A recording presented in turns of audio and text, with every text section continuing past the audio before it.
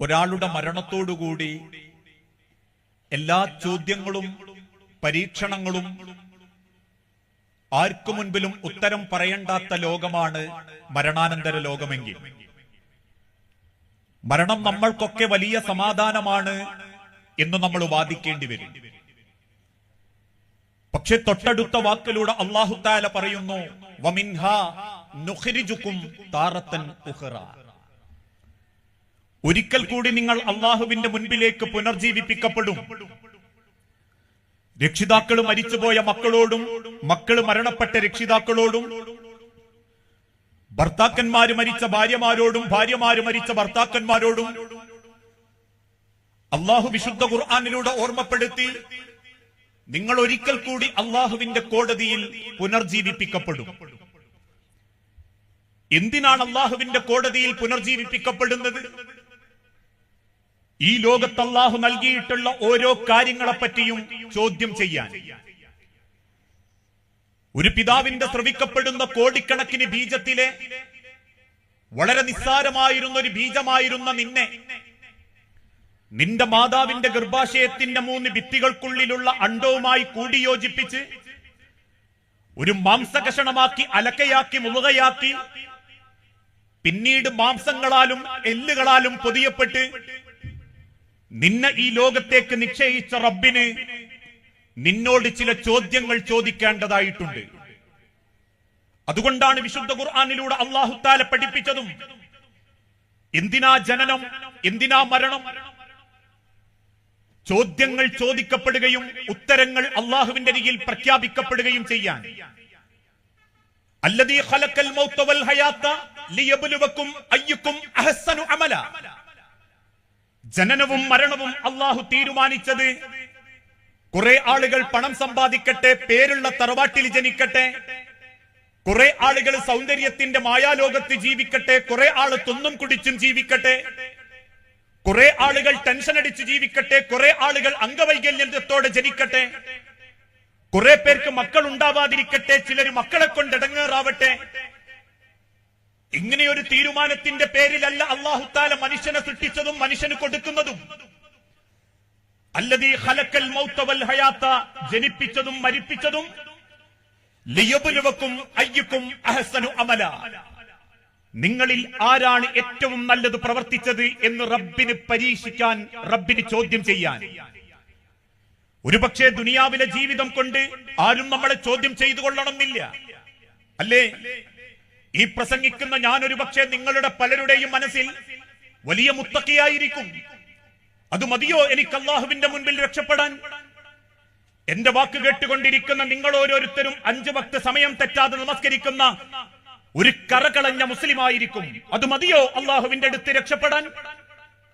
നെറ്റിത്തടത്തിലെ നിസ്കാരത്തയമ്പ് കൊണ്ടും ഉടുക്കുന്ന സലഫി പർദ്ദ കൊണ്ടും നാട്ടിലെ ഖുർആൻ ക്ലാസ് കൊണ്ടും പരിശുദ്ധ കഅബാലയത്തെ തവാഫ് ചെയ്തതുകൊണ്ടും സ്വർഗം തരാമെന്ന് പറഞ്ഞ റബ്ബ് എന്തിന്റെയും മുൻപിൽ ആദ്യം ഓർമ്മപ്പെടുത്തിയത് ഇന്നമൽ അഅമാലു ബിന്നിയ്യാത്ത്, ഇന്നമൽ അഅമാലു ബിന്നിയ്യാത്ത്, നിങ്ങൾക്ക് നിയ്യത്തിന്റെ അടിസ്ഥാനത്തിലാണ് കൂലിയെന്നും നിങ്ങളുടെ ഹൃദയത്തെയാണ് ശുദ്ധീകരിക്കേണ്ടതെന്നും ഖദ് അഫ്ലഹ മൻ സക്കാഹ വഖദ് ഖാബ മൻ ദസ്സാഹ, മനസ്സിനെ ശുദ്ധീകരിക്കാത്തവൻ എത്ര നമസ്കരിച്ചിട്ടും കാര്യമില്ലെന്നും പഠിപ്പിച്ച മതമാണ് പരിശുദ്ധ ഇസ്ലാമെങ്കിൽ ഈ ദുനിയാവിലെ കെട്ടും മട്ടും കൊണ്ടൊരു പക്ഷേ കബർ ഭംഗിയായിക്കൊള്ളണമെന്നില്ല.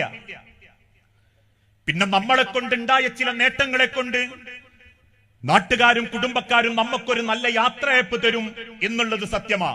അതുകൊണ്ടാണല്ലോ ഈ പുത്തനത്താണിയാണെങ്കിലും മന്മണ്ടയാണെങ്കിലും ജീവിതം കൊണ്ട് നാട്ടുകാർക്കിടയിൽ പേരെടുത്തവനാണെങ്കിലും പേരെടുത്തിട്ടില്ലാത്തവനാണെങ്കിലും പടച്ച റബ്ബിന്റെ തിരിച്ചുള്ള വിളിയും കിട്ടി 6 കാലുള്ള കട്ടിലിൽ എടുക്കപ്പെട്ട് 6 അടി മണ്ണിലേക്ക് ചേർത്ത് വെച്ച് അവനെ യാത്രയാക്കുമ്പം ഒരാൾ പോലും പിശുക്ക് കാണിക്കാറില്ല. ആ കബറിലേക്ക് ചേർത്ത് വെച്ച് നമ്മൾക്കുണ്ടായിരുന്ന ദുനിയാവിലെ സ്ഥാനത്തിന്റെയും പവറിന്റെയും അടിസ്ഥാനത്തിൽ നാട്ടുകാരും കുടുംബക്കാരും നമുക്ക് ഭംഗിയായിട്ട് യാത്രയപ്പ് തരും. ആ യാത്രയപ്പ മനുഷ്യരെ തസ്ബീത്ത് നമ്മളൊക്കെ ചെല്ലാറില്ലേ? അല്ലാഹുമ്മ സബ്ബിതുഹു ഇൻദ സുആൽ, അല്ലാഹുമ്മ അൽഹിംഹുൽ ജവാബ്, അല്ലാഹുമ്മ ജാഫിൽ ഖബ്റ അൻ ജംബി, അല്ലാഹുമ്മ ഇഗ്ഫിർ ലഹു വർഹംഹു, അല്ലാഹുമ്മ മിൻഹു മിൻ കുല്ലിൽ ഫസ. അല്ലാഹുമ്മ അല്ലാഹുവേ സബ്ബിതുഹു ഇൻദ സുആൽ. ഈ ഖബർ കിടക്കുന്ന ഖബറാളിക്ക് നിന്റെ മുൻപിൽ നിൽക്കാനുള്ള ധൈര്യം കൊടുക്കണേ നാഥാ. കാരണം പവർ കൊണ്ടും പണം കൊണ്ടും സ്റ്റാറ്റസ് കൊണ്ടും തറവാട് കൊണ്ടും ദുനിയാവിലെ മനുഷ്യന് നെഞ്ചുവിരിക്കാൻ അവകാശമുള്ളൂ. ഒരാൾ എന്തടോന്ന് ചോദിച്ചാ എന്താക്കണടോന്ന് ചോദിക്കാൻ ദുനിയാവിലെ പവറേ ഉള്ളൂ. 6 അടി മണ്ണിന്റെ ഇടയിലേക്ക് താഴ്ത്തി വെച്ചാൽ കറുത്തവൻ, വെളുത്തവൻ, മൂക്ക് പതിഞ്ഞവൻ, നീണ്ടവൻ, പണക്കാരൻ, ദരിദ്രൻ, തറവാടുള്ളവൻ, തറവാടില്ലാത്തവൻ എന്നൊരു വേർതിരിവില്ല. മയ്യത്ത് സൗദി അറേബ്യ അടക്കി വഹിക്കുന്ന രാജാവ് മരണപ്പെട്ടപ്പോഴും 6 അടി മണ്ണിലാണ് വെച്ചതെങ്കിൽ കേരളത്തിന്റെ പാതയോര വക്കത്ത് ചെറിയ ഉന്തുവണ്ടിയിൽ അന്നന്നത്തെ അന്നം കണ്ടെത്തി അവസാനം പട്ടിണി കടന്നു മരിച്ചവനും മണ്ണിന്റെ അടി കിടക്കുന്നത് 6 അടി മണ്ണ് തന്നെയാ. അതുകൊണ്ടാ റബ്ബിന്റെ പ്രവാചകൻ ഓർമ്മപ്പെടുത്തിയതും റബ്ബിന്റെ മുൻപിൽ ഒന്ന് ധൈര്യത്തോടെ നിൽക്കാൻ നിങ്ങൾ അയാൾക്ക് വേണ്ടി തസ്ബീഹ് ചൊല്ലിക്കൊടുക്കണം, ചോദിക്കണം. അല്ലാഹുമ്മ സബ്ബിതുഹു ഇൻദ സുആൽ. പടച്ചോനെ, എന്റെ ചോദ്യത്തിന്റെ മുൻപിൽ യാക്കിങ്ങൊരു ധൈര്യം കൊടുക്കണേ റബ്ബേ. അല്ലാഹുമ്മ അൽഹിംഹുൽ ജവാബ്. റബ്ബേ, നീ ചോദിക്കുന്ന ചോദ്യങ്ങൾക്ക് കൃത്യമായ ഉത്തരം പറയാനുള്ള കഴിവ് തരണേ നാഥാ. അതെന്തേ? ദുനിയാവിൽ നമുക്ക് പലതും പറഞ്ഞ് രക്ഷപ്പെടാൻ പറ്റും. അള്ളാഹുവിന്റെ മാർഗത്തിലേക്ക് ഒരു 10 റുപ്യ ചോദിക്കുന്നവന് തിരിച്ചു പറയാ, എനിക്കെവിടെയാ വരുമാനം, ഇന്ത്യയിൽ 5 നയാ പൈസ അല്ല. ബാങ്ക് ബാലൻസ് കുമിഞ്ഞുകൂടി ആരും കാണാതെ 1000ങ്ങളും 10,000ങ്ങളും അവന്റെ അക്കൗണ്ടിൽ ഉണ്ടെങ്കിലും ദാരിദ്ര്യം അനുഭവിക്കുന്നവരുണ്ട്, ദാരിദ്ര്യം അഭിനയിക്കുന്നവരുണ്ട്. ലോകത്തിന്റെ ഹബീബായ പ്രവാചകന്റെ കാലഘട്ടത്തിൽ അള്ളാഹുവിന് കടം കൊടുക്കാൻ ആരുണ്ടെന്ന് ചോദിക്കുമ്പോ ബിലാൽ ഇബ്നു റബാഹ റളിയല്ലാഹു അൻഹുവിനെ സഹാബത്തിന്റെ ഇടയിലേക്ക് പറഞ്ഞയക്കുന്ന സമയത്ത് ഓരോ സഹോദരിമാരും അവരുടെ ചെവികളിലുള്ളതും കഴുത്തിലുള്ളതും വിരലുകളിലുള്ളതും ബിലാൽ ഇബ്നു റബാഹയുടെ മുണ്ടുകളിലേക്ക് ഊരിക്കൊടുത്തിരുന്നു. എന്ന് കേട്ട മുസൽമാന്റെ കുടുംബത്തിലെ പെൺമക്കളോട് നിങ്ങൾക്ക് അള്ളാഹുവിന്റെ മാർഗത്തിൽ കൊടുക്കാനില്ലേ എന്ന് ചോദിക്കുമ്പോ എനിക്കവിടെ പിയാപ്ല കൊടുക്കേണ്ടതല്ലേ എന്ന് ചോദിച്ച് ദുനിയാവിൽ രക്ഷപ്പെടാൻ പറ്റും. ഏത് വിഷയത്തിലും. എന്തേ സുബഹിക്ക് പള്ളിയിൽ വരാത്ത? രാത്രി ഒരുപാട് യാത്ര ചെയ്തിട്ടാ കിടന്നുറങ്ങി. എന്തേ നിങ്ങൾ നോമ്പിന് പടച്ചോന്റെ മാർഗത്തിൽ ഇബാദത്തുകൾ കുറച്ച്? പട്ടിണിയല്ലേ, അതുകൊണ്ട് കുറച്ച് നോമ്പ് വറ്റാ മതി എന്ന് കരുതി. എന്തിനും ന്യായീകരണം കണ്ടെത്താൻ പറ്റും ദുനിയാവിൽ, ഏത് കാര്യത്തിനും. നമുക്ക് താല്പര്യമില്ലാത്ത വിഷയമാണോ നമ്മളതിന് ഉദറുകൾ, കാരണങ്ങൾ കണ്ടെത്തും. പക്ഷേ റബ്ബ് പറയുന്നു അല്ലാഹുമ്മ അൽഹിംഹുൽ ജവാബ്. റബ്ബിന്റെ ഖബറിൽ അള്ളാഹുവിന്റെ ചോദ്യത്തിന് ഉത്തരം പറയണേ. പടച്ച റബ്ബിന്റെ ഒരു തൗഫീഖ് എന്നെ കിട്ടണം. ന്യായീകരിക്കാനോ കള്ളത്തരം പറയാനോ മറച്ചു പിടിക്കാനോ പറ്റാത്ത റബ്ബിന്റെ ഖബറിൽ കൃത്യമായ ഉത്തരം പറയാൻ ഈ ഖബറാളിക്ക് ഇങ്ങ് കഴിവ് കൊടുക്കണേ നാഥാ. അല്ലാഹുമ്മ ജാഫിൽ ഖബ്റ അൻ ജംബൈ. ഏതൊരു മയ്യത്തിനെ ഖബറിലേക്ക് വെക്കുന്ന സമയത്തും ആ ഖബറിന്റെ ഭയാനകതയും ഭീകരതയും ഖബറിൽ കിടക്കുന്നവനെ ബോധ്യപ്പെടുത്താൻ വേണ്ടി ഖബറിന്റെ 2 ഭാഗം പടച്ചോൻ അങ്ങ് ഇടുക്കിക്കളയും. മദീന മിമ്പറിന്റെ മുകളിൽ 2 കൈകളും കോർത്തു പിടിച്ച് സഹാബത്തിന്റെ മുഖത്ത് നോക്കി കണ്ണുനീരോടെ ലോകത്തിന്റെ പ്രവാചകൻ കാണിച്ചു കൊടുത്തിട്ടുണ്ട്. ഹക്കദാ ഹക്കദാ, ഇതുപോലെ നിങ്ങളെ വാരിയല്ലു കോർത്തുപോകും. ആ വേദനയിൽ നിങ്ങൾ പെടയും, കരയും. ആ കരച്ചിലെങ്ങാനും ഖബറിന്റെ മേലെ നിങ്ങൾക്ക് വേണ്ടി തസ്ബീഹ് ചൊല്ലുന്ന ഒരാളെങ്കിലും കെട്ടിരുന്നെങ്കിൽ ആയുസ്സിൽ ഒരിക്കൽ പോലും ഒരു മയ്യത്തിന് വേണ്ടിയും ഒരാൾ ആ ഖബറിന്റെ അരികിലേക്ക് വരില്ലായിരുന്നു. അല്ലാഹുമ്മ ജാഫിൽ ഖബ്റ അൻ ജംബൈ. റബ്ബേ, ആ ഖബറിന്റെ ഭയാനകതയിൽ നിന്ന് ആ ഖബറാളിക്ക് ഇങ്ങ് സമാധാനം കൊടുക്കണേ നാഥാ. അല്ലാഹുമ്മ ഗ്ഫിർ ലഹു വർഹംഹു. അല്ലാഹുമ്മ ആമിൻഹു മിൻ കുല്ലിൽ ഫസ. റബ്ബേ, എല്ലാ പാപങ്ങളും പൊറുത്ത് നിർഭയത്വത്തിന്റെ ഒരു കവാടം, ഒരു സ്വർഗ കവാടം ഈ ആ മനുഷ്യന് തുറന്നു കൊടുക്കണേ റബ്ബേ എന്ന് 15 മിനിറ്റോളം ആത്മാർത്ഥമായി പ്രാർത്ഥിച്ച് ആ പള്ളിക്കാട്ടിന്ന് തിരിച്ചിറങ്ങി പോകുന്ന മനുഷ്യർ നമ്മളെ മയ്യത്തിന്റെ അടുത്ത് നിന്ന് തിരിച്ചു പോകുമ്പോ പിന്നീട് ആ പള്ളിക്കാട്ടിന്റെ മണ്ണിനടിയിൽ ഞാനും നിങ്ങളും ഒറ്റക്കാണെന്ന് ചിന്തിക്കണം. ബൽ തുസിറൂനൽ ഹയാത്തദ് ദുനിയ. നിങ്ങൾ ഒരുപാട് ആഗ്രഹിച്ചിരുന്ന ദുനിയാവിൽ നിങ്ങളില്ലെങ്കിലും ഒരു ചുക്കും സംഭവിക്കാനില്ല.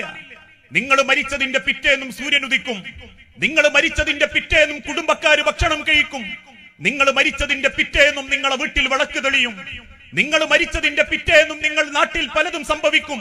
പക്ഷേ ഖബറിനടിയിൽ കിടക്കുന്ന മനുഷ്യ വല്ലാഹിറത്തു ഖൈറും വഅബ്കാ, ഒരിക്കലും മരിക്കാത്ത പടച്ച റബ്ബിന്റെ ബർസഖിയായ ലോകത്ത് നീ അനുഭവിക്കേണ്ടി വരുന്ന നാഥന്റെ തീരുമാനത്തെ പറ്റി നീ ജീവിച്ചിരിക്കുമ്പോൾ ചിന്തിക്കണം. മരിച്ചതിന് ശേഷം ഖബറും പുറത്ത് ഖുർആൻ ഓതിയിട്ടും ഖബറും പുറത്തേക്ക് ആളുകളെ കൂട്ടിക്കൊണ്ടുവന്നിട്ടും നിന്റെ ഖബർ നിനക്ക് ഭംഗിയാക്കാൻ സാധിക്കുകയില്ല. മരിച്ചവന്റെ പേരിൽ 1000 ചാക്ക് സിമന്റ് വാരിയാലും 1000 ചാക്ക് ചോറ് വാരിയാലും മറ്റേതെങ്കിലും കണ്ണൂക്കിന്റെ ഭക്ഷണം വിതരണം ചെയ്താലും ജീവിച്ചിരിക്കുന്ന കാലത്ത് നിന്റെ സൽപ്രവർത്തികളെ കൊണ്ട് നിന്റെ ഖബർ നിനക്ക് ഭംഗിയാക്കാൻ പറ്റിയിട്ടില്ലെങ്കിൽ വല്ലാഹിറത്തു ഖൈറും വഅബ്കാ എന്നെന്നും ബാക്കിയാവുന്ന ഒരാഹറം നിന്നെ കാത്തിരിക്കുന്നുണ്ട്. ആ ആഹറത്തിലേക്കുള്ള യാത്രയാ ജീവിതം.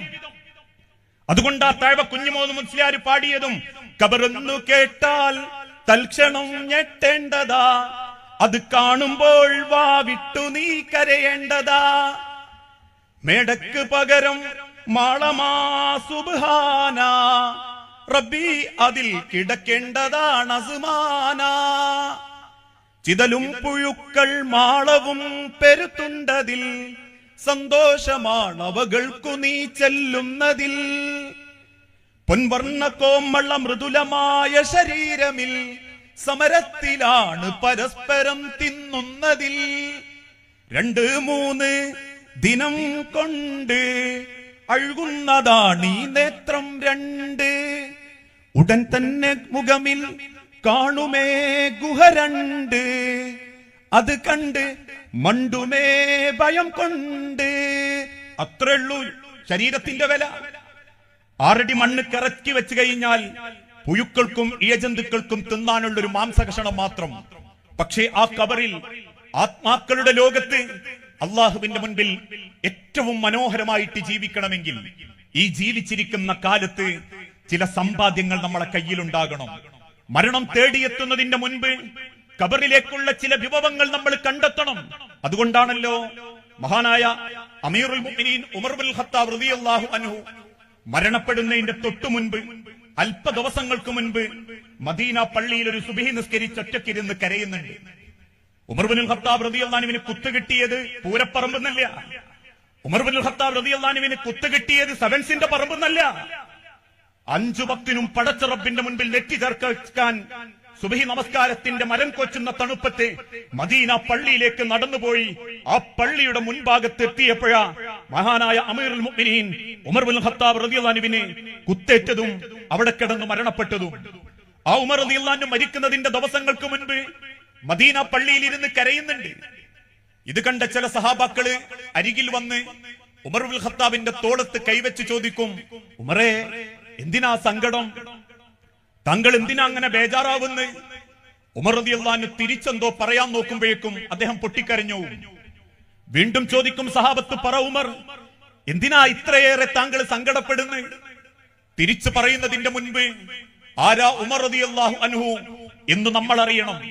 യൂഫ്രട്ടീസ് നദിയുടെ തീരത്ത് ഒരൊട്ടക കുഞ്ഞങ്ങാനും വെള്ളം കിട്ടാതെ കരഞ്ഞാൽ ഞാൻ എന്റെ റബ്ബിനോട് എന്ത് പറയുമെന്ന് ചോദിച്ച് മദീന പള്ളിയിലിരുന്ന് കരഞ്ഞ അമീറുൽ മുഅ്മിനീൻ ഉമർ ഇബ്നുൽ ഖത്താബ് റളിയല്ലാഹു അൻഹു നട്ടപ്പാതിര നേരത്ത് പോലും വേഷം മാറി പാവപ്പെട്ടവന്റെ കുടിലുകളിലേക്ക് കയറി ചെന്ന് ഗോതമ്പ് ചാക്ക് തോളത്തെടുത്ത് പാവപ്പെട്ട കുടുംബങ്ങളുടെ വിശപ്പകറ്റി കൊടുത്ത ഉമർ ഇബ്നുൽ ഖത്താബ് റളിയല്ലാഹു അൻഹു ഉമറങ്ങാനും ഒരു വഴിയിലേക്ക് ഇറങ്ങിയാൽ ആ വഴിയിൽ പിശാച് പോലും വരാൻ പേടിക്കും എന്ന് പഠിപ്പിക്കപ്പെട്ട ഉമർ ഇബ്നുൽ ഖത്താബ് മദീന പള്ളിയിൽ മരണപ്പെടുന്നതിന്റെ തൊട്ടു മുൻപ് അള്ളാഹുവിന്റെ പ്രവാചകൻ നെഞ്ചും വിരിച്ച് നടന്നു വരുന്ന ഉമർ റളിയല്ലാഹു അൻഹുവിനെ നേരെ ചൂണ്ടിയിട്ട് പറഞ്ഞിട്ടുണ്ട്, ഉമർ ഇസ്ലാമിന്റെ ബാബാണ്, ഇസ്ലാമിന്റെ വാതിലാണ് ആ ഉമർ. എന്റെ ഉമർ എങ്ങാനും തകർക്കപ്പെട്ടാൽ അന്നു മുതൽ ഇസ്ലാമും തകർക്കപ്പെട്ടു തുടങ്ങുമെന്ന് പറഞ്ഞ അതേ ഉമർ ഇബ്നുൽ ഖത്താബ് റളിയല്ലാഹു അൻഹു ഇന്ത്യയിൽ ഒരു ഭരണം വേണമെങ്കിൽ ഞാൻ ആഗ്രഹിക്കുന്നത് 20 ഗോത്രങ്ങളെയും 20 പ്രവിശ്യകളെയും ഏകോപിപ്പിച്ച് ഭരിച്ച് രാജ്യത്തിന്റെയോ വർഗത്തിന്റെയോ വർണ്ണത്തിന്റെയോ വ്യത്യാസം കാണിക്കാതെ നീതിയും ന്യായവും നടപ്പിലാക്കിയ ഉമറിന്റെ ഭരണമായിരിക്കണമെന്ന് ഗാന്ധിജിയെ കൊണ്ട് പോലും പറയിപ്പിച്ച അതേ ഉമർ റളിയല്ലാഹു അൻഹു മരിക്കുന്നതിന്റെ തൊട്ടു മുൻപ് കരയുമ്പോ സഹാബത്ത് ചോദിക്കുക, എന്തിനാ ഉമറെ കരച്ചില്? ഉമർ റളിയല്ലാഹു അൻഹു തിരിച്ചു പറയുന്ന വാക്ക്, പടച്ച റബ്ബിന്റെ സ്വർഗത്തിൽ ഒരു ചാട്ടവാറ് ചാരി വെക്കാനുള്ള സ്ഥലം അള്ളാഹു ഉമറിന് തരാതെ കളയുമോ എന്നെനിക്കൊരു പേടി തോന്നുന്നു സഹാബത്തെ. ജീവിച്ചിരിക്കുന്ന കാലത്ത് ലോകത്തിന്റെ പ്രവാചകൻ മുനാഫിക്കങ്ങളുടെ പേര് പറഞ്ഞു എന്ന് കേട്ടപ്പം മദീന പള്ളിയിൽ നിന്നും വെപ്രാളപ്പെട്ടോടി പ്രവാചകന്റെ അരികിലേക്ക് എത്തി ഹുദൈഫാന്റെ മുഖത്ത് നോക്കി കണ്ണുനീരോടെ ചോദിച്ചൊരു ചോദ്യമുണ്ട്. ഹുദൈഫ, അള്ളാഹുവിന്റെ പ്രവാചകൻ മുനാഫിക്കങ്ങളുടെ പേര് പറഞ്ഞല്ലോ, ആ കൂട്ടത്തിൽ ഉമറിന്റെ പേരുണ്ടോ? ഉമറിന്റെ പേരുണ്ടോ ഹുദൈഫ? ഒന്ന് പറ ഹുദൈഫ. എന്റെ നമസ്കാരം മുനാഫിക്കത്തരമാണെന്ന് റസൂലുള്ളാഹിക്ക് തോന്നിയോ? എന്റെ സ്നേഹം മുനാഫിക്കത്തരമാണെന്ന് റസൂലുള്ളാഹിക്ക് തോന്നിയോ? എന്റെ ദാനധർമ്മം മുനാഫിക്കത്തരമാണെന്ന് അള്ളാന്റെ ഹബീബിന് തോന്നിയോ? റബ്ബിന് തോന്നിയോ? അതുകൊണ്ട് പറ ഹുദൈഫ, മുനാഫിക്കങ്ങളുടെ പേരിൽ എന്റെ പേരുണ്ടോ എന്ന് ചോദിക്കുകയും പേരില്ലെന്നറിയുമ്പം ആകാശത്തേക്ക് കൈകളുയർത്തി എന്റെ ഇബാദത്തുകളെ കൊണ്ട് എന്റെ പരലോകം നീ വെളുപ്പിക്കണേ നാഥാ എന്ന് പ്രാർത്ഥിച്ചിറങ്ങുന്ന അതേ ഉമർ റളിയല്ലാഹു അൻഹു ചോദിക്കുന്ന ചോദ്യം, റബ്ബിന്റെ സ്വർഗത്തിൽ ഒരു ചാട്ടവാറ് ചാരിവെക്കാനുള്ള സ്ഥലം റബ്ബിനിക്ക് തരാതെ കളയുമോ എന്ന് പേടി തോന്നുന്നു സഹാബത്തെ. എത്രമാത്രം സ്വപ്നം കണ്ടിട്ടും ആഗ്രഹിച്ചിട്ടുവാ അവർ അള്ളാന്റെ അരികിലേക്ക് പോയത്. റബ്ബ് തന്ന ഓരോ കാരണത്തിന്റെ പേരിലും ചോദ്യം ചെയ്യപ്പെടുമെന്ന ബോധം അവരെ പരലോകത്തിന് വേണ്ടി മത്സരിക്കാൻ പ്രാപ്തരാക്കി. അതുകൊണ്ടാണല്ലോ നട്ടപ്പാതിര നേരത്ത് കിടന്നിട്ടുറക്കം വരാതെ വിശപ്പിന്റെ ശക്തി കൊണ്ട് നബി സല്ലല്ലാഹു അലൈഹി വസല്ലമ എഴുന്നേറ്റ് നടക്കുന്നുണ്ട്. നമ്മളൊന്നും ചിന്തിച്ച ഒടുക്കല്ലാത്തൊരു ചരിത്രാണത്. ഇന്ന് തിന്നിട്ട് നടക്കുന്നവരാ നമ്മളിൽ പലരും, അല്ലേ? സുബ്ഹി നിസ്കാരത്തിന് പള്ളിയിൽ പോകുന്നവർക്കറിയാ, തിന്നത് കൂടിപ്പോയതിന്റെ പേരിൽ നടക്കുന്നവരാ ഇന്നത്തെ കാലഘട്ടം. അന്ന് തിന്നാൻ കിട്ടാത്തതിന്റെ പേരിൽ, കഴിക്കാൻ ഭക്ഷണമില്ലാത്തതിന്റെ പേരിൽ, ഒരു കാരക്ക എന്ന ഭക്ഷണം പോലും കിട്ടാത്തതിന്റെ പേരിൽ നട്ടപ്പാതിരത്ത് എഴുന്നേറ്റ് നടക്കുന്ന പ്രവാചകൻ സല്ലല്ലാഹു അലൈഹി വസല്ലമ ഇരുട്ടത്ത് തന്റെ നേരെ നടന്നു വരുന്ന വ്യക്തിയെ കാണുമ്പോൾ ചോദിക്കും, മൻ, ആരാണതോ അത്? വെളിച്ചത്തിലേക്ക് മാറി നിന്ന് സിദ്ദീഖുൽ അക്ബർ റളിയല്ലാഹു അൻഹു പറഞ്ഞു, റസൂലേ, ഞാൻ അബൂബക്കറ. അബൂബക്കറ റസൂലേ. ആരായിരുന്നു അബൂബക്കർ റളിയല്ലാഹു അൻഹു? ബിലാൽ ഇബ്നു റബാഹയെ ചുട്ടുവയ്ത്ത മണലാരണ്യത്തിൽ മലർത്തിക്കിടത്തി നെഞ്ചത്ത് പാറക്കല്ല് വെച്ച് ഉമയ്യത്ത് എന്ന ശത്രു ചാട്ടവാറ് കൊണ്ട് തല്ലുമ്പം ചോദിക്കുന്ന വില, നീ പറയുന്ന വില, ബിലാലിന് നീടുന്ന വില എന്ന് തിരിച്ചു പറയുകയും ചോദിച്ച പണം, സ്വർണം നാണയങ്ങളായി എണ്ണിക്കൊടുത്ത് ബിലാലിന്റെ തോളിൽ കൈയിട്ട് റസൂലുള്ളാന്റെ അരികിലേക്ക് കൂട്ടിക്കൊണ്ടുവന്ന മക്കയിലെ കോടീശ്വരൻ സിദ്ദീഖുൽ അക്ബർ റളിയല്ലാഹു അൻഹു. ഖുബൈബ് റളിയല്ലാഹു അൻഹുവിനെ ഇരുമ്പിന്റെ പരവതാനിയിൽ കിടത്തി ചുട്ടുപഴിപ്പിച്ച് ഇരുമ്പ് കമ്പി കൊണ്ട് ശരീരത്തിന്റെ പിൻഭാഗം കുത്തിപ്പൊളിക്കുമ്പോ ആ ശത്രുവിന്റെ അരികിൽ ചെന്ന് ഖുബൈബിന്റെ മുഖത്തേക്ക് ചൂണ്ടി അന്നും സിദ്ദീഖുൽ അക്ബർ ചോദിച്ചൊരു ചോദ്യമുണ്ട്, ഈ ഖുബൈബിന്റെ വില എത്രയാ? ആ വിലയിൽ താങ്കൾ എണ്ണി പറയുന്നത് എത്ര കൂടിയാലും അബൂബക്കറിന്റെ സ്വത്ത് വിറ്റിട്ടാണെങ്കിലും ഖുബൈബിനെ മോചിപ്പിച്ചിട്ടേ ഞാൻ പുറപ്പെടൂ എന്ന് വാശി കാണിച്ച് ഖുബൈബ് റളിയല്ലാഹു അൻഹുവിനെ ശത്രുവിന്റെ അടുത്തു നിന്നും മോചിപ്പിച്ച മക്കയിലെ കോടീശ്വരൻ, ആ കോടീശ്വരനായ സിദ്ദീഖുൽ അക്ബർ വെളിച്ചത്തേക്ക് വന്നിട്ട് പറയാ, റസൂലേ, പട്ടിണിയാ നബിയെ, കിടന്നിട്ട് ഉറക്കം വരുന്നില്ല റസൂലേ. രണ്ടുപേരും മുന്നോട്ട് നടക്കുമ്പം വീണ്ടും ഇരുട്ടത്താരോ ഉമർ ഇബ്നുൽ ഖത്താബ് റളിയല്ലാഹു അൻഹു. ഏതൊരാളും പേര് കേട്ടാൽ വിറയ്ക്കുന്ന ഉമർ റളിയല്ലാഹു അൻഹു മക്കയിലെ ഒരു ഗുണ്ടയെന്ന് അവകാശപ്പെട്ടിരുന്ന, അഥവാ മറ്റുള്ളവരെ ദ്രോഹിക്കാൻ വേണ്ടി ദിവസം കൊട്ടേഷൻ ഏറ്റെടുത്തിരുന്ന വ്യക്തി. 100 ചുവന്നൊട്ടകങ്ങൾക്ക് വേണ്ടി അള്ളാന്റെ ഹബീബിന്റെ തലയറക്കാൻ പുറപ്പെട്ട ഉമർ ഇബ്നുൽ ഖത്താബ്. ഉമർ റളിയല്ലാഹു അൻഹുവിന്റെ മുഖത്ത് നോക്കിയിട്ട് റസൂല് ചോദിച്ചു, എന്താ ഉമറെ ഈ സമയത്ത്? അദ്ദേഹം പറഞ്ഞു, നബിയേ, പട്ടിണിയാ റസൂലേ, ഉറക്കം വരുന്നില്ല. 3 പേര് മുന്നോട്ട് നടക്കുമ്പം അല്പം വെളിച്ചം കണ്ടൊരു സാധുവായ സഹാബിയുടെ വീട്ടിൽ കയറി ചെല്ലുകയും ആ സ്വഹാബിയുടെ വീട്ടിലാകെയുണ്ടായിരുന്ന കാരക്ക എടുത്തു കൊടുക്കുമ്പോ ആ കാരക്കയിൽ നിന്ന് അല്പം തന്റെ ഇടത്തെ കയ്യിലേക്ക് പിടിച്ച് അതിൽ കുറച്ചെണ്ണം എടുത്ത് ഭൃത്യൻ അബ്ദുല്ലാന്റെ കയ്യിൽ കൊടുത്ത് റസൂൽ കൊടുക്കുന്ന ഒരു ഉപദേശമുണ്ട്, അബ്ദുല്ലാ, ഇതെന്റെ ആയിഷാക്കും ഫാത്തിമാക്കും കൊടുക്കണം. ഭക്ഷണം കിട്ടാതെ 4 ദിവസത്തിലധികമായി എന്റെ വീട്ടിൽ പട്ടിണിയുമായി ജീവിക്കുന്ന എന്റെ ആയിഷാക്കും എന്റെ ഫാത്തിമ എന്ന കരളിനും കൊടുക്കണേ അബ്ദുള്ള. എന്നിട്ട് ആ കാരക്കയൊന്ന് ചീന്തി ഒരു കഷണം ആകാശത്തേക്ക് ഉയർത്തിപ്പിടിച്ച് കണ്ണു നിറയുന്ന റസൂലുള്ളാന്റെ മുഖത്തേക്ക് നോക്കി സഹാബാക്കളും പ്രവാചകന്റെ പ്രിയപ്പെട്ട സിദ്ദീഖുൽ അക്ബറും ചോദിച്ചു, നബിയേ, എന്താ സങ്കടം? അല്ലാഹുവിന്റെ റസൂലുള്ള കാരക്കമലേക്ക് ചുണ്ടിയിട്ട് പറഞ്ഞു, വല്ലാഹി സുമ്മല തുസ്അലുന്ന യൗമഇദിൻ അനിൻ നഈം. എന്റെ റബ്ബ് സാക്ഷി, ഈ കാരക്ക എന്ന അനുഗ്രഹത്തെ പറ്റിയും അല്ലാഹു ചോദ്യം ചെയ്യും. ഈ കാരക്ക എന്ന അനുഗ്രഹത്തെ പറ്റിയും റബ്ബ് ചോദ്യം ചെയ്യും. ആ ചോദ്യം ചെയ്യാനാ മരണം, അല്ലാതെ നമ്മളെ ബേജാറാക്കാനല്ല. ഈ ദുനിയാവിൽ നമ്മൾ ജീവിക്കുന്നതിന് പടച്ചോന് വലിയ ഇഷ്ടക്കുറവുള്ളതുകൊണ്ടുമല്ല.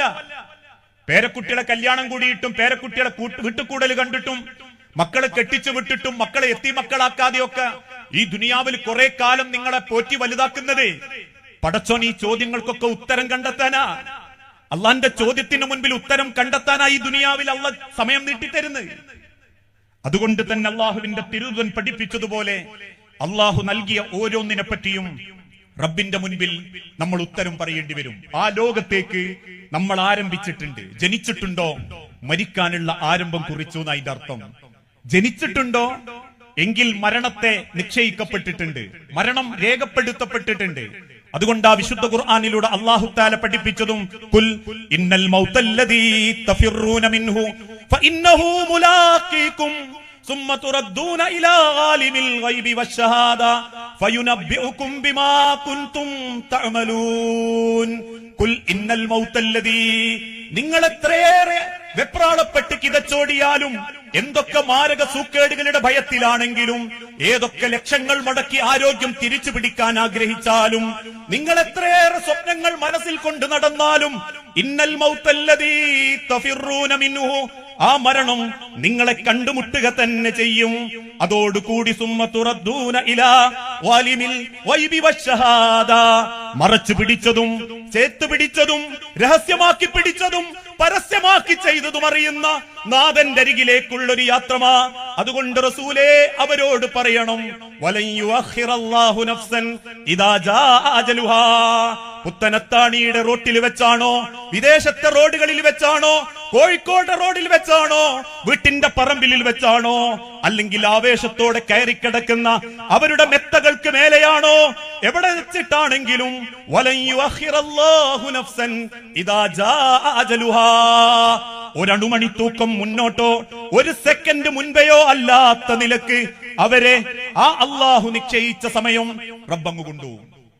അതുകൊണ്ടാണല്ലോ ആകണ്ടായിരുന്ന ഒരു ആൺകുട്ടീനെ നാട്ടിലെ പൊരയും പോലും പണയപ്പെടുത്തി കിട്ടിയ പണം കൊണ്ട് ആ വാപ്പ ഗൾഫിക്ക് പറഞ്ഞയച്ച് 3 ദിവസമായിട്ടേ ഉള്ളൂ. അഞ്ഞാമത്തെ പത്രത്തിൽ നിങ്ങൾ വായിച്ചില്ലേ?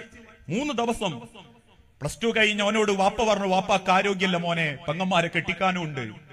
പലരുടെയും കാല് പിടിച്ച് 1.25 ലക്ഷം ഉറുപ്പ്യക്ക് ഒരു വിസയും സംഘടിപ്പിച്ചിട്ട് സാധുവിനെ ഗൾഫിക്ക് പറഞ്ഞയച്ചതാ. ഇപ്പൊ അവിടെ മോർച്ചറി കിടക്കുന്നുണ്ട് ജീവനറ്റൊരു മയ്യത്ത്.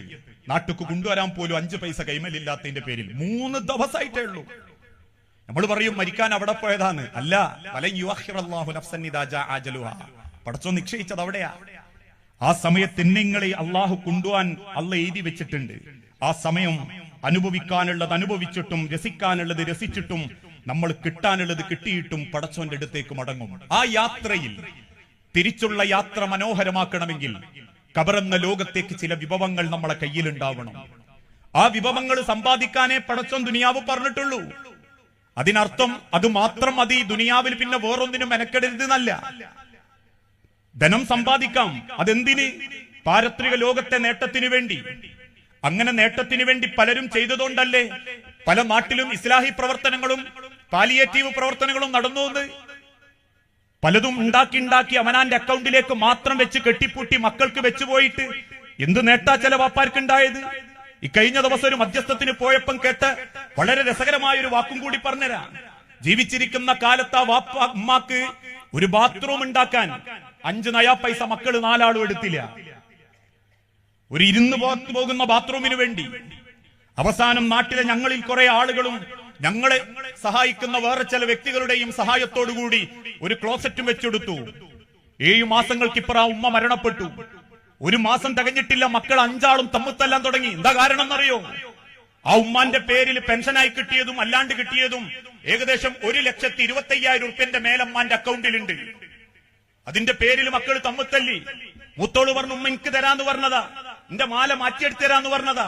രണ്ടാമത്തോട് പറഞ്ഞു അവസാനം തന്ന കൂട്ടത്തിൽ 8 പവനെ ഉമ്മ തന്നിട്ടുള്ളൂ, 2 പവൻ ഉമ്മാന്റെ കൈമലുണ്ട്. രണ്ടും കേട്ട ആങ്ങളാര് പറഞ്ഞു അങ്ങനെ നിങ്ങൾക്ക് മാത്രം കൊണ്ടുപോയാൽ പറ്റൂല. ഇപ്പൊ അതിന്റെ മധ്യസ്ഥത്തിന് പള്ളി കമ്മിറ്റി ഇപ്പൊ 4 കൂടൽ കൂടി 1,25,000 കൊണ്ട് എന്തു ഗുണാ മനുഷ്യരെ ഉണ്ടാക്കിയേ? നാളെ ആഖിറത്തിലേക്ക് എന്തെങ്കിലും ഒരു ഗുണം ഉണ്ടാക്കാൻ വേണ്ടി മത്സരിക്കേണ്ടതിന് പകരം ദുനിയാവിൽ തിന്നാതെ കുടിക്കാതെ വെക്കുന്നതൊന്നും ഹക്കല്ല, ഖൈറുമല്ല. അതുകൊണ്ടാണല്ലോ മദീന പള്ളിയിൽ ചില ആളുകൾ വന്ന് ഉമർ റളിയല്ലാഹു ഖത്താബിനോട് പരാതി പറഞ്ഞു, ഉമറേ ചില ആൾക്കാർ പറമ്പ് വാങ്ങിക്കൂട്ടുന്നുണ്ട്. എന്തിനാന്ന് ചോദിച്ചിട്ട് ഒരു പിടുത്തവും ഇല്ല. പറമ്പ് ഇങ്ങനെ വാങ്ങിക്കൂട്ടുന്നുണ്ട് ആളറിയാതെ പലരെയും പേരിൽ. ഉമർ റളിയല്ലാഹു അൻഹു ഓരോരുത്തരുടെ വീട്ടിലും കയറി ചെന്നു. ചോദിച്ചു, എന്തിനാ പറമ്പ് വാങ്ങിയിട്ട്? അവർ പറഞ്ഞു, ഒന്നുമില്ല ഉമർ, ഞങ്ങളുടേതായ സൗകര്യത്തിന് വാങ്ങിയിട്ടതാ. ഉമർ റളിയല്ലാഹു അൻഹു പറഞ്ഞു, ഒന്നെങ്കിൽ കൃഷി ചെയ്യണം, അല്ലെങ്കിൽ ആവശ്യക്കാരനെ ബുദ്ധിമുട്ടിക്കാതെ നിങ്ങളത് പരസ്പരം ഉപയോഗപ്പെടുത്തണം. അപ്പൊ ചില ആളുകൾക്ക് ഒരു മുട കാണിച്ചപ്പോൾ ഉമർ റളിയല്ലാഹു അൻഹു വാളിങ്ങോട്ട് ഊരിയിട്ട് പറഞ്ഞു, കൃഷി ചെയ്യാതെ ആവശ്യക്കാരനെ പ്രയാസപ്പെടുത്തി പൂറ്റിവെച്ച് കെട്ടിപ്പൂട്ടി വെച്ച് കൊള്ളലാഭെടുക്കാൻ ആ പാവമെങ്കിൽ എന്റെ വാൾ അതിനുത്തരം പറയും. ഞാൻ പറയാറുണ്ട്, ഇന്നെങ്ങാനും ഉമർ റളിയല്ലാഹു അൻഹു കേരളത്തിലെ മുസ്ലിമീങ്ങളുടെ അടുത്തേക്ക് വന്നാൽ ആ വാളിന് പിന്നെ ഒരു സ്വൈര്യവും സമാധാനവും ഉണ്ടാവില്ല. ഈ പറഞ്ഞതിന്റെ അർത്ഥം ഒന്നും സമ്പാദിച്ചു വെക്കരുത് എന്നല്ല, പക്ഷെ സമ്പാദിച്ചു വെക്കുന്നത് ദുനിയാവ് പോലും ഒരു സമാധാനം കിട്ടാത്ത അവസ്ഥക്കാവാൻ പാടില്ല എന്ന് മാത്രം. കൊടുക്കുന്നവരുണ്ട്, ധാരാളം പരലോകത്തേക്ക് കണ്ടെത്തിയവരുണ്ട്. അതുകൊണ്ട് തന്നെ ആഖിറത്തിലേക്ക് പോകുമ്പം ഇദാ മാത്തൽ ഇൻസാനു ഇൻഖത അമലുഹു, ഒരാൾ മരിക്കുന്നതോടുകൂടി അവന്റെ എല്ലാ അമലുകളും നിശ്ചലമായി പോകും. പിന്നെ ഒന്നും അവന്റെ അക്കൗണ്ടിലേക്കില്ല. ഇല്ലാ ബിസലാസിൻ, 3 കാര്യങ്ങൾ ഒഴികെ. 3 കാര്യങ്ങൾ അവൻ മരിക്കുന്നതിന് മുൻപ് കണ്ടെത്തിയാൽ മരിച്ചു കഴിഞ്ഞാലും അവന്റെ കബറിലേക്ക് അതിന്റെ കൂലി കിട്ടും. ഒന്നാമത്തേതേതാ? വവലദുൻ സ്വാലിഹുൻ യദ്ഉ ലഹു, സ്വന്തം മാതാപിതാക്കൾക്ക് വേണ്ടി ഹൃദയം തുറന്ന് പ്രാർത്ഥിക്കുന്ന മക്കളുടെ പ്രാർത്ഥന. ആ പ്രാർത്ഥന റബ്ബ് കേൾക്കും. ഏത് മക്കളെ പ്രാർത്ഥന? ചില വാപ്പാർക്കൊക്കെ ഒരു തെറ്റിദ്ധാരണ ഉണ്ട്, എല്ലാ മക്കളെ പ്രാർത്ഥനയും പടച്ചോൻ കേൾക്കുന്നു പറഞ്ഞിട്ടില്ല. പ്രത്യേകിച്ച് അള്ളാഹുവിന്റെ റസൂല് പ്രത്യേകം ഓർമ്മപ്പെടുത്തി, ഉലമാക്കൾ അതിന്റെ അണ്ടർലൈൻ ചെയ്തിട്ട് പറഞ്ഞു, വവലദുൻ എന്ന് മാത്രമേ റസൂലുള്ള പറഞ്ഞിട്ടുണ്ടായിരുന്നുവെങ്കിൽ എല്ലാ മക്കളെ പ്രാർത്ഥനയും കിട്ടുമെന്ന് പറയേണ്ടി വരും.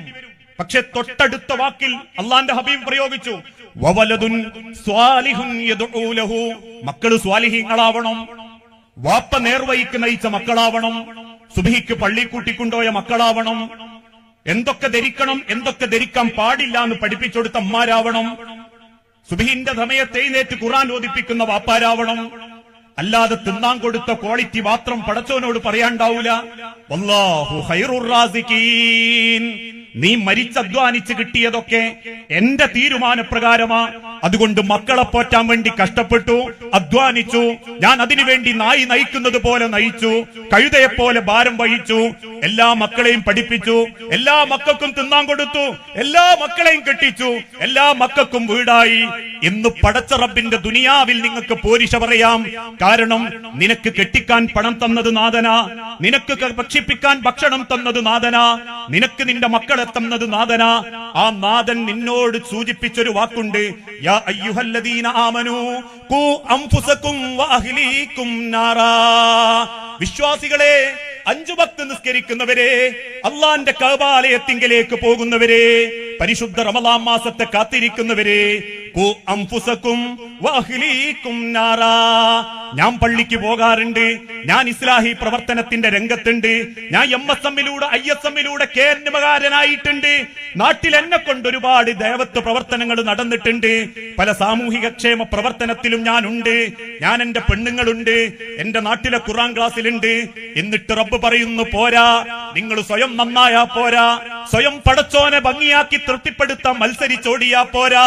ഖൂ അൻഫുസകും വഅഹ്ലീകും നാറാ.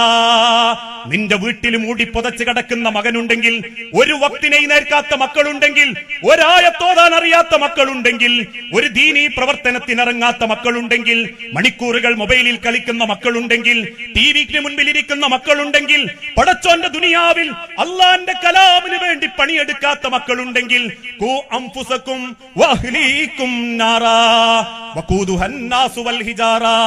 മനുഷ്യരെയും കല്ലുകളെയും ഇന്ധനമായി കത്തിക്കുന്ന അഗ്നിയിൽ നിന്ന് നിന്റെ മക്കളെ നിനക്ക് കാക്കാൻ ഉത്തരവാദിത്തമുണ്ട്, നിനക്ക് സംരക്ഷിക്കാൻ ഉത്തരവാദിത്തമുണ്ട്.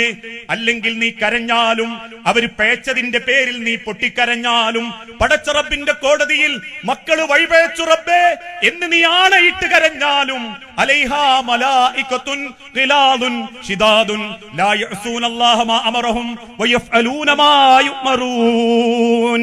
നിന്റെ കരച്ചിലിന് തിരുത്താനാവാത്ത ശക്തരായ മലക്കുകൾ നിന്റെ കൺമുൻപിൽ വെച്ച് ആ മക്കളോടൊപ്പം നിന്നെയും ശിക്ഷിക്കുന്ന ഒരു രംഗം വരാനുണ്ട്.